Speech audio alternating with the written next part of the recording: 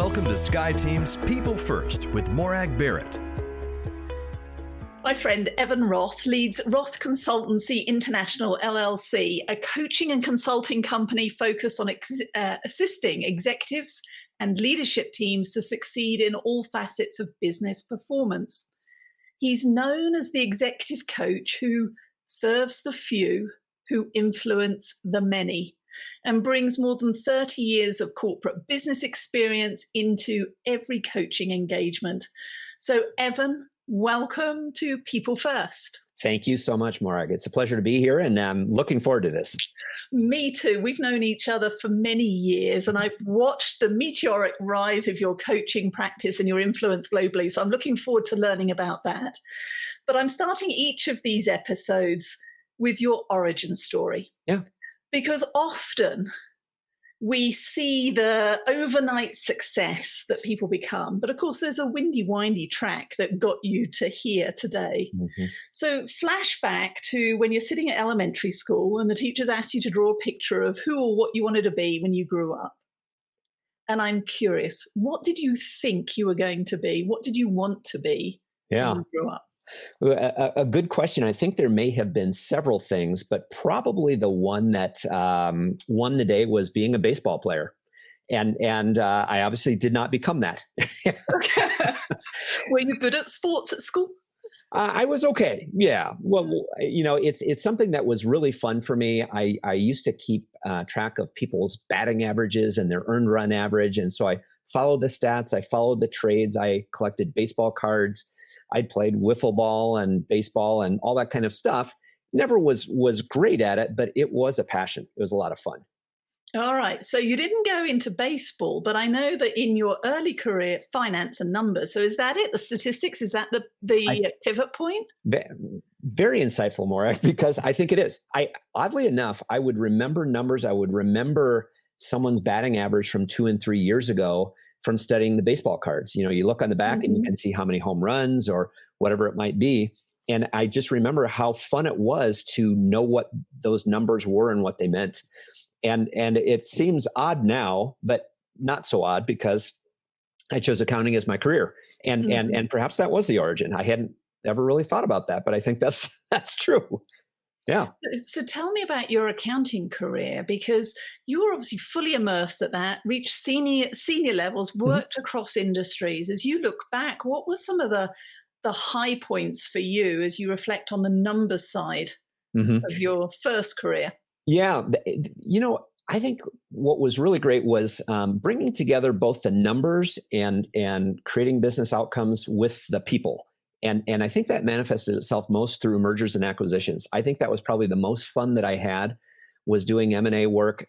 So some of this is simply diving into a spreadsheet and figuring out valuation of a company, or doing comparables and how much of a premium can this company digest on its balance sheet, you know, all that kind of stuff. And then, you know, you realize there's a personal impact to everyone when you go through a merger. Are we going to have redundancies? How does that work? I feel bad about that. I mean, I don't want anyone to lose their job, but we also want to create business value. So all of that blended in to a lot of challenge, you know, due diligence, integration. It's an expansive area of complexity that I like the challenge of thinking through all that and doing the modeling and seeing it through to its fruition. So I'm just reflecting back to numerous coffees that we had at the REI Starbucks in Denver as you were transitioning then from, again, finance now to launching your coaching practice. So this is like your third career, from aspirational baseball star to finance and numbers expert to now deciding to launch a people-focused coaching practice. What were you thinking? Or was I, Morag? Yeah. So I feel very fortunate and in fact blessed to have been had a pivot point opportunity. So I joined a company that was in the student loan finance industry, and in that I took on an operational role. But what I noticed in the company was we really needed some work on our leader development, our soft skill development, those types of things, in order to grow and scale the company. During that period of time, I think we acquired 24 companies in 4 years, and all of these people dimensions were coming into play. And I at one point got a call from my boss and then the CEO, and he said, "Hey, what you're doing over there in that division, why don't you just do it for the whole company?" So frankly, Morag, I got lucky to be able to be called on to do that. So I partnered up with our head of strategy, our head of HR, and we started putting programs in place for culture development, leader development, bringing in executive coaches. So I got to retain what I was going to become. And that was kind of the intro into all of that. And I just got fascinated. And as most people have in their career, you have someone who whispers in your ear that's pretty influential. And one of the coaches that I retained, we did some leader development programs together. He goes, "You should watch what I'm doing. You may be doing this someday." Little did he know he was prophetic, and just a wonderful man who allowed me to kind of experience it, and I loved it. And so I fell in love with the profession while I was still in the corporate world. And it was a great company. They launched me into this profession. I'm profoundly grateful to them. In fact, still consult back to them. But I knew I wanted to get further into other companies. I knew I wanted to do more of an international. We were a domestic focused company at the time. I wanted to do more international work. And the only way I was going to do that was going to be out on my own. So tell me a little bit more about how you set up for success when you did move out onto your own. Because there's one thing being versed in running a business and understanding business when you're part of the business. And there's a subtle nuance here, because when you become the business, as you will have discovered, it's a whole different set of stresses and priorities and so on. So how did you get ready for that transition? And then let's continue that. Yeah. So profound words, Morag, because one of the coaches I retained introduced me to a model called the conscious competence model. And what I realized was I was unconsciously incompetent in what I was moving into. There was so much I needed to learn. So I just immersed myself in learning, in study. And a lot of the learning was not just book learning. It was conversations with you, with smart people who have had experiences, and you gain from their experiences. So there was a lot of that went on. Then there's also, to your point, doing the practice and actually running a business and being the business is grossly underestimated in all coaching schools that one could go to. And so the beauty of it was I had the business fundamentals and the financial acumen to know what that was. The other thing that I did, and it was just essential for me to do, I'm more financially conservative. So I decided to pay off all debt, take care of all of that before I made the jump, which helped my risk compatibility, so I could sleep at night to say, I will, this is going to take time, but it can grow. And I don't have to worry about certain things that others might have to worry about as they're launching on their own. So one of the things I know I struggle with, so like you, I spent many years in finance. The numbers piece I get, the looking at cash flow and conserving cash and managing, I get that. The thing that I struggled with, and I'll admit 13 years in, I still struggle with, is the, yay, I'm Morag, I'm fab, I'm really good, you should hire me. And that internal imposter syndrome, but also the British Reserve of I like bragging and tooting my horn to attract. It is a challenge to get out of my own head in order to do that. What was your biggest challenge then? Once you've got the financials piece put to one side, you went through your certifications, etc. Thank you for sharing that still exists for you, because I think it exists for most people. We either acknowledge that we have it or we don't, but we all have it. So I think that's really true for everyone. And for me, it's immersing myself in my own discomfort zone, learning more about myself, facing the things that are challenging for me to face, so that the imposter has less of a voice, and it's less frequent, and it's less loud. So part of this for me is like a journey into authenticity. And somebody shared the quote with me. I have no original content, Morag, but there are smart people that you borrow from all the time. And they said, authenticity is nothing to gain, nothing to lose, nothing to prove. And when I move in that direction, I'm in a good spot, because I'm no longer wondering what others think of me. I offer myself up, and it's either a value or it isn't. And it's taken the pressure off to try and be something that someone else wants me to be. Many have said, oh, you need to go on the speaking circuit. And I say, I don't want to. That's not me. That's not my thing. but to each his own. You're a published author, you're a speaker. I mean, there are things that come naturally to you that don't come to me, and I want what works for me. And so it's sorting through all of that. I love that because it gives free will on both sides. I offer myself and the coaching I can do with a partner, but it is always their choice as to whether they act on it, leave it, or modify it. That's it. Yeah, and really true. It's huge. And it's interesting you talk there about you must go on the speaking circuit, you must. There is so much keeping up with the Joneses when you're running a business. And I've seen that with SkyeTeam, the definitions of success that are projected onto us around, well, why aren't you 50 million of revenue and 30 consultants and work? That's not what we want to do. We're the Three Musketeers. We're having fun. It's 4 of our 8 corporate values. We're working with great clients. Beautiful. We have stepped back from the hamster wheel of others' expectations and defined success that works for us. Yeah. And that in itself has been empowering. To which I would say, congratulations. I mean, there's a process that we all need to go through because we are conditioned in family of origin, through school, through our professional lives, to have our heads on a swivel and wonder what others are thinking. To some extent, that's valuable. So, when you and I are coaching with someone, there's this idea of 360 feedback and understanding, what others may think of us. But there's also giving it regard or not giving it regard. And it's not that I don't care what other people think. It's that I only want to compare when the comparison serves me. So my example is like through the pandemic here, Peloton's taking off. You get all these young, energetic, beautiful people pushing on their bikes. And that somehow kind of inspires me. Yeah. But there are many other comparisons that don't serve me. And I'm trying to let those go because I'm going to be way better off just doing what I do and being myself. And I think that's, for me, much more of a definition of success. Okay, so I know your coaching practice has grown rapidly to include leaders from around the world. So what are you finding are some of the common challenges that no matter where we are on this planet of ours, leaders are wrestling with every day?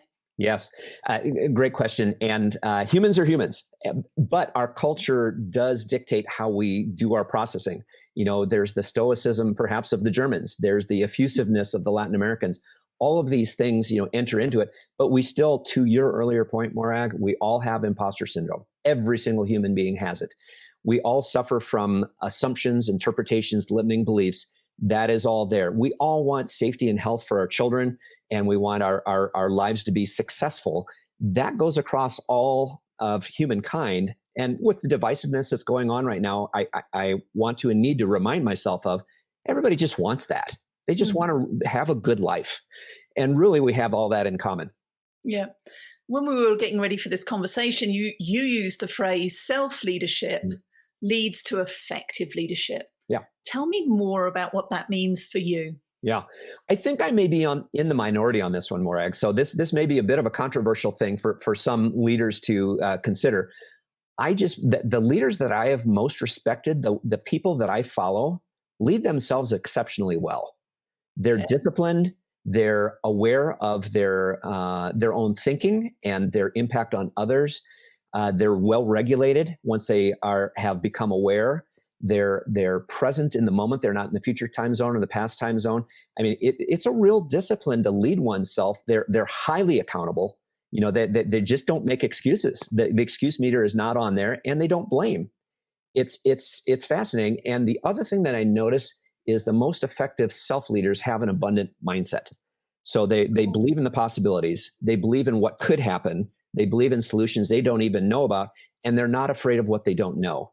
And I really like that kind of thinking about leadership. Oh, I'd love to go a little bit deeper because, as I mentioned, Eric Ruby and I have started work on our 3rd book, which takes the concept of how do I show up as an ally to others and to myself when people and circumstances might be causing me to be at my worst. Yes. One of the foundational element of being an ally is abundance and generosity. And of course, you just used that word abundant there. Yeah. So I was like, oh, so when I say abundance and generosity in the concept of being an ally,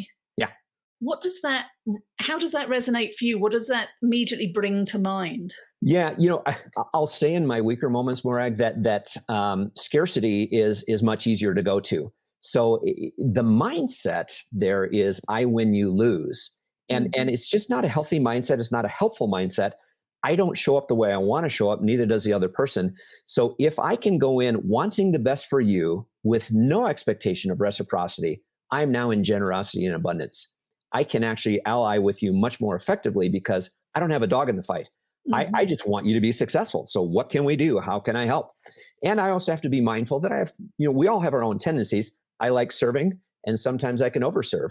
So I'm reminded, I just did a course on resilience, and the Dutch instructor said, "You're like the lighthouse," and it just poof, epiphany. While I'm the coach, let's say I was coaching you, and your ship is drifting along. I shine a light with you for a period of time to shine a light on things that will cause you to grow and become better and to achieve your goals, and then the light goes off because you're on to your things. There's no dependency created. And I've given, hopefully, the gift to you of helping you reach your goals. And I like that because now I'm not doing in this abundance mindset. I'm shining the light on the things that someone should do for themselves because they're entirely capable. I love that metaphor because it's not only shining the light on the navigable channel, which still has guideline buoys, but you choose where you want to go. It is also shining the light on the rocks you need to avoid. Absolutely. Yes. Well said. Yeah. That metaphor works. It does. Wow, I may have to adopt that one. So if somebody were to choose to work with you as a coach, Evan, what could they expect? How would you describe your coaching style and approach? Yeah, I would say there's probably, and you mentioned one of the words ally, and I would put in there partnering. There's really three things that I do, I think, well with my clients, which is affirming them when they are getting the job done, challenging them to get out of a comfort mindset, to get out of habits that don't serve them or others. And some would say that's confronting. I like the word challenge much better because they know they can be better. I know I can be better. So that's where I get maybe more in the athletic mindset of we can all get better, myself included. And so we can embrace that. And then partnering with them, be their thought partner, be their challenge partner, be their support partner. That's what the experience would be. So some coaching sessions are really hard because we're working on hard stuff that's been embedded forever. And it's time to challenge that and say, do you want to keep owning that? Do you want to see that shift? And what's your commitment to getting there? People kind of don't always like being challenged on their commitment. That's my job. If we're being highly accountable as leaders, we're accountable to ourselves. If you committed to yourself, you're going to get there. I will help you get there, but I want to see your commitment so that we can make this work. Yeah, because ultimately you can have, like Evan, the best coach in the world, but if you actually don't get on the Peloton bike or go out and do you're not going to get the fitness level, the leadership level that you aspire to. You've got to do the work as the coachee. No doubt about it. And several bodies of work do this really well. And what I think it came out of Stanford, I'm not positive, but the gap between intention and impact is what my job, as I'm shining the light on it, is to close. So if we can get that impact, then we're good to go. A lot of people have the great intentions, but can't seem to pull the trigger, can't move themselves forward, and or regress. And they can't figure out why. That's when you need a coach is let's get this figured out once and for all. So clients who are ready, willing, and able to take action. Yeah. What else makes for your ideal client? Yeah, a learning mindset for sure. So if they are voracious learners about themselves, about the world, about what they don't know, that helps a ton. So I do enjoy that. And I do enjoy having clients that are simply committed, disciplined to working at it. It requires that kind of a discipline. An example is many times I'll ask them to keep a journal of certain thoughts because I know those certain thoughts lead to an awareness of certain ways of being. And keeping a journal is a pain, but those that do it get better results. Yeah. So we've talked a lot about what to expect if I were to work with you as a coach, what you look for in a coaching client. What advice do you have for people who are listening and watching to people first, who are thinking about getting a coach? Yeah. What should somebody be looking for to make sure that they are setting themselves up for success and picking the right partner? Yeah, fabulous question. And I do give people direction. So in the coaching world, typically, well, first off, choose from a variety of coaches. Don't just pick one and don't just go with someone's recommendation. You need to kind of pick from a group, but what you really want to query for is two things. First one is, can I get a result that I want with this person? Are they focused on my success? And do they know what they're doing? And do I believe I can get there with them? Secondly is, can I be myself with them? Because if I have to put on airs and I have to pretend, it's not going to work. So when you hit those two criteria, you pick that coach, because you're probably going to get what you want and you can be yourself, and you just move faster when that happens. Okay. So look at whether you can be authentic, the chemistry, but to your point, don't just pick from a list of one. Make sure that you've interviewed several. Well, and Morag, there's times where we have a certain affinity with someone, but they may not get us the result. They may be likable, but they may not be your best coach. And so the idea is it's always got to be results driven. Coaching, problem with coaching, many times the ding that it gets is, we had great conversations, but I never really changed. Well, that's a failure. That's not okay. We've got to get the result for the client and for the sponsor of the client. If it's a corporation, that's essential for our business. We've got to get that. Okay. So as learning then, what are you currently learning and how are you flexing your Evan stroke coaching muscles? So during the pandemic, so I was on sabbatical when the pandemic broke, and I got last flight out of Western Australia and back. And during that time, I experienced my own anxieties about what does the future hold? Will I get sick? Will my family get sick? All the things that human beings experience. And it nudged me to go take 2 self-study courses. One was on mindfulness. The second was on resilience. And I knew they would be beneficial to me personally. And it's real work for me to do these practices, but I also knew it would benefit my business because everyone needs these. So that's where my work has been. All right. Thank you. So as you reflect on 2020, and I'm looking at thinking, oh my goodness, we're in October already. What are you hoping that we collectively learn from this experience? Yeah. My hope is that we learn how to reframe really well. Say more about that. Yeah. So the way that we look at the world can really get static very quickly.